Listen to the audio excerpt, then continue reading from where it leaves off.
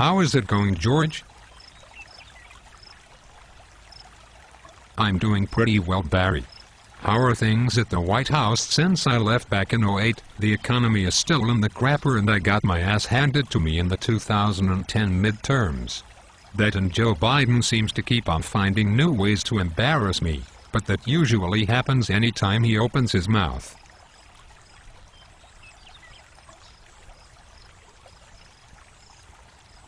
I feel your pain, Barry. At least you're embarrassed only when he talks and not when you talk. I embarrassed myself on numerous occasions with the words that came out of my mouth. I said, strategy, for Christ's sake.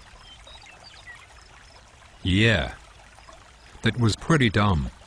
Yeah, at least it wasn't as bad as you repeatedly saying "core man" wrong. Alright, I don't need this malarkey right now. What did you come here to talk about with me? Easy, Barry, I'm just busting your balls. I came to talk to you about these rising gas and energy prices. Oh, did you now?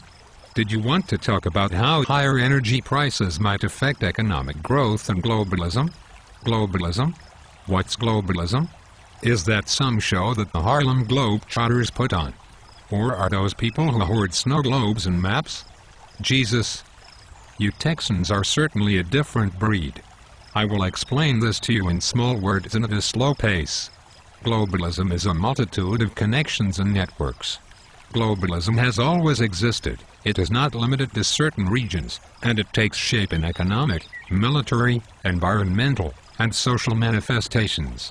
Globalism has been able to expand rapidly within the past 150 years or so due to consumption of energy that has allowed those connections to develop quicker response times, transportation of goods and people, and communications. Essentially, due to the consumption of energy, culture and items from center nations like the United States can be found in far-flung regions of the world like Papua New Guinea. You sure doesn't have to deal with people who hoard snow globes. Yes. George, trust me on this one. Barry, the last time I trusted you, you said it would be okay for me to go to the Middle East, and then some disgruntled person threw both their shoes at me. I don't think I can trust your judgment either. Barry, you voted for yourself. You thought Indiana Jones and the Kingdom of the Crystal Skull was a good movie. You think Friday by Rebecca Black is a good song. And you don't believe in tipping your waitress. George, I stand behind my choices.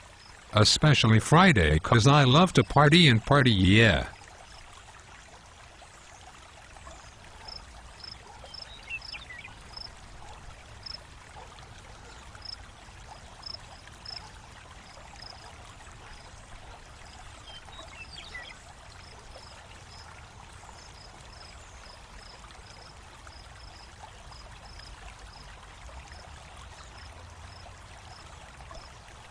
And I am right when it comes to globalism. Did you just try and Bernie? Okay, never mind. So what do these higher energy and gas prices mean for globalism and economic growth?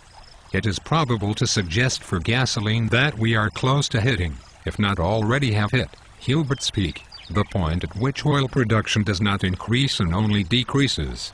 That, in combination with developing countries like China, India, and Brazil needing more energy, like oil and electricity, to compete with existing dominant economies, like the United States and the European Union, will drive consumption with exponential features in a finite environment. E.E.T. Exponential expiration time. That certainly is not good news. That means all projected existing reserves for energy would run out faster than expected. How will I be able to get DUIs if I cannot drive?